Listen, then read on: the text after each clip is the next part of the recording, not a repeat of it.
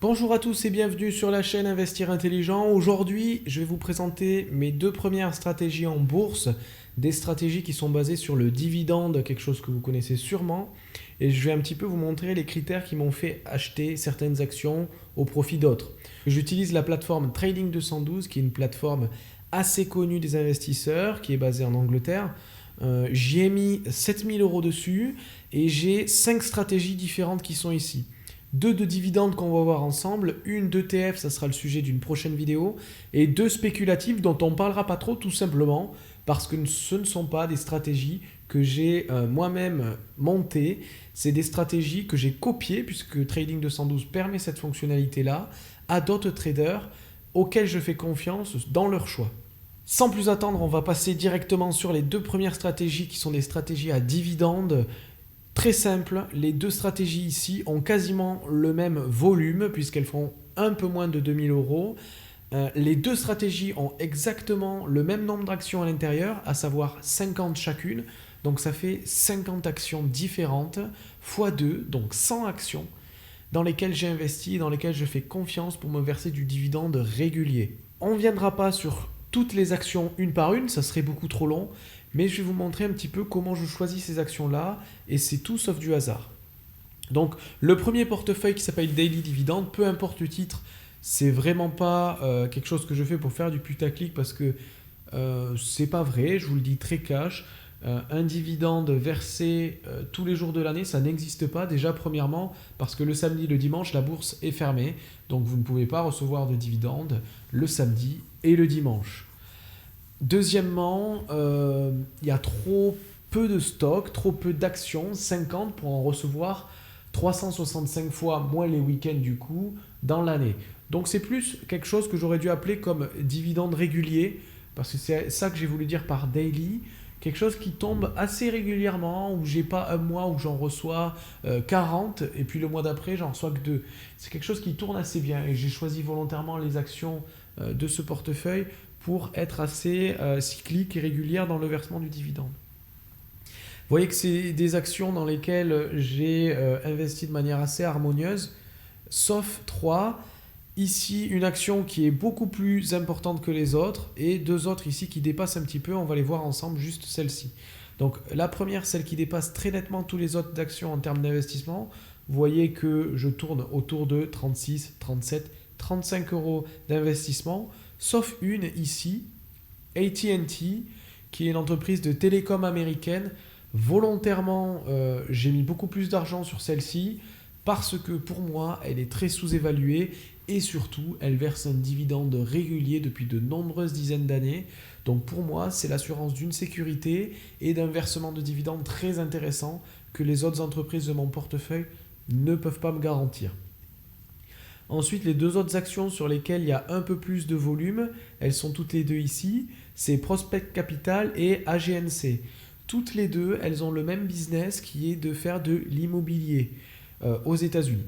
Donc en fait, c'est un parti pris de ma part de mettre le double par rapport aux autres actions. Déjà parce qu'elles ont très bien performé en termes de valeur boursière intrinsèque, c'est-à-dire sans parler du versement du dividende. Vous voyez que Prospect Capital a pris 25% de valeur, c'est énorme.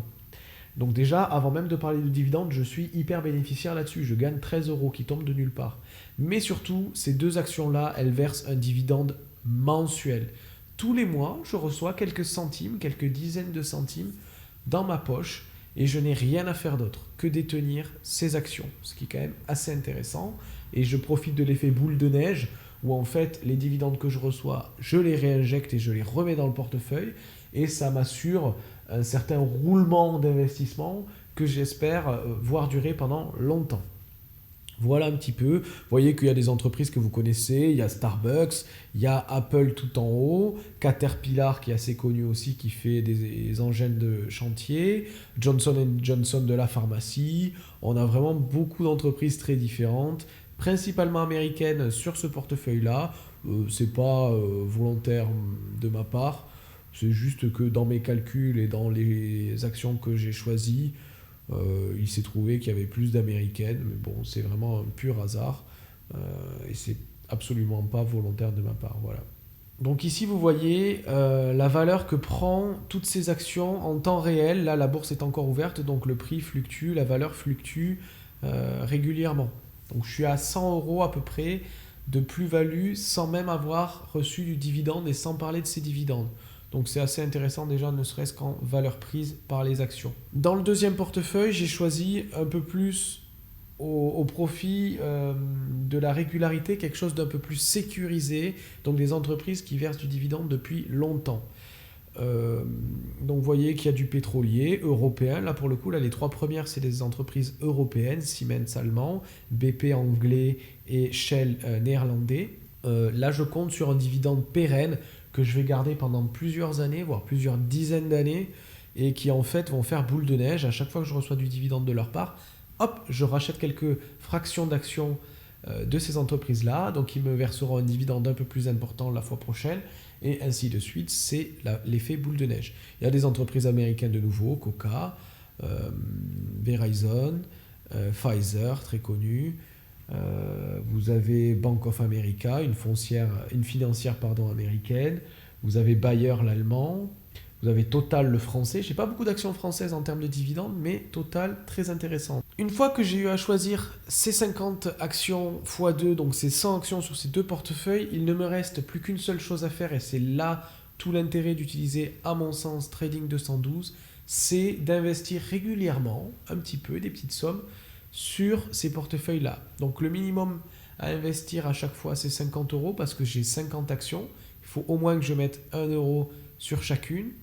Mais ce que je fais de manière un peu plus intelligente, c'est au lieu de faire tout bêtement mes 50 € et de répartir les fonds par objectif, c'est-à-dire de donner 1 € à chacun, j'ai choisi de faire un auto-rééquilibrage. C'est-à-dire que les actions qui ont le plus chuté dans leur cours recevront plus d'investissements de ma part automatiquement via l'algorithme de Trading 212. Et ça, c'est super intéressant parce qu'il faut se le réfléchir comme ça. Quand une action perd un peu de valeur, elle continue à verser un dividende.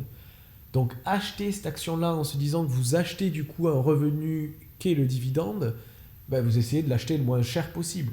La réflexion que je me fais, c'est d'acheter des actions le moins cher possible, donc quand elles ont un peu chuté. Et donc du coup de ne pas privilégier les actions qui ont explosé parce que je les payerai plus cher pour le même dividende. Je vais vous expliquer un peu plus en détail ce que je veux dire. Donc ici typiquement on voit une action Imperial Brand qui verse un dividende régulier depuis longtemps et qui dans mon portefeuille a chuté. Elle a perdu un peu de sa valeur. Pour autant, ici vous voyez dans le versement du dividende, le versement des dividendes qu'elle effectue, il n'est pas fonction de sa valeur. Elle versera toujours 137,71, pour l'instant en tout cas c'est ce qu'elle décide de verser en dividende, à chaque fois qu'elle émettra un dividende. Donc ça c'est des livres sterling, ne vous inquiétez pas, ce n'est pas des euros, c'est du livre sterling. Et à chaque fois que je détiendrai une action Imperial Brand, je recevrai 137 livres sterling de dividendes. Donc mon calcul est simple.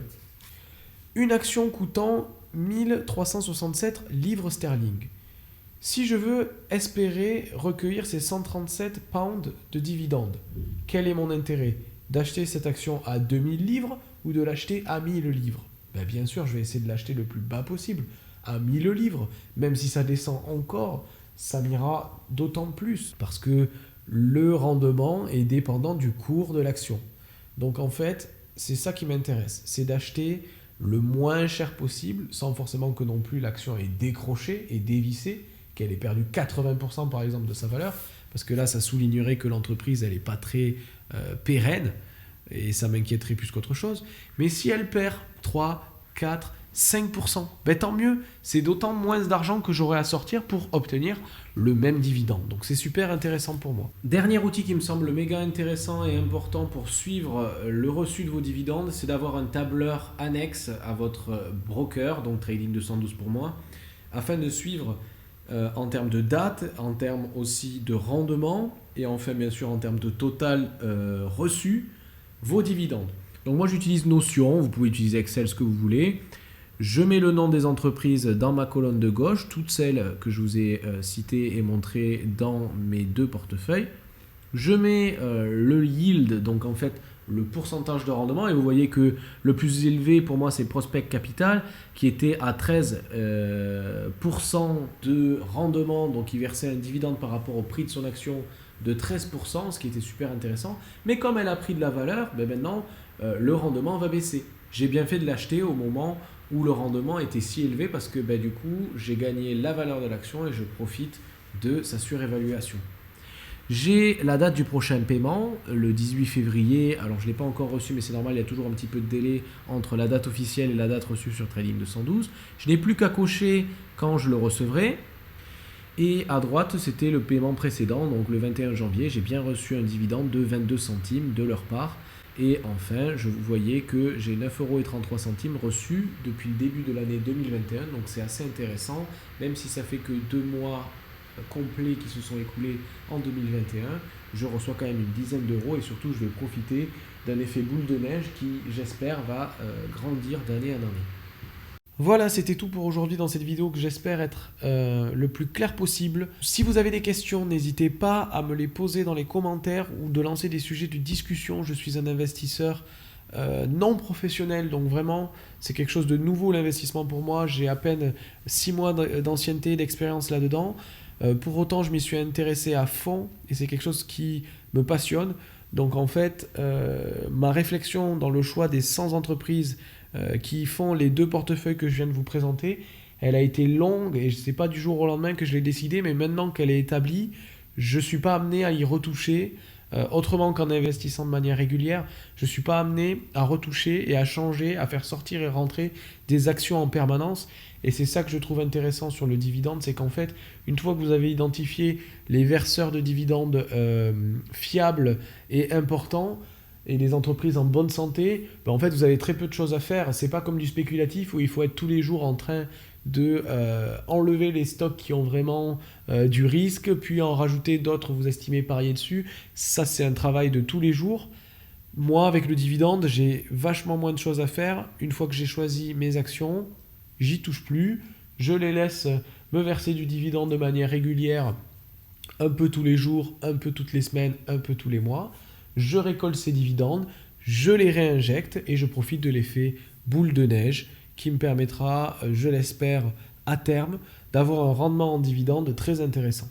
N'hésitez pas à vous abonner à la chaîne, à laisser un pouce bleu, à me donner votre avis, à me faire progresser. Je suis vraiment à votre écoute, j'essaie de faire les choses pour vous montrer qu'il n'y a pas besoin d'être un grand trader, d'être professionnel dans le métier pour avoir des choses qui sont intéressantes et à la portée de tout le monde. Donc voilà, n'hésitez pas à me laisser votre avis. Et puis je vous dis à bientôt dans une prochaine vidéo qui parlera du coup de mon portefeuille ETF, ainsi que aussi une vidéo que j'ai prévu de faire sur le crowdfunding immobilier, puisque j'ai à peu près la même somme, 7 000 € sur du crowdfunding immobilier. On en parlera, on aura l'occasion d'en discuter. Voilà, merci à tous.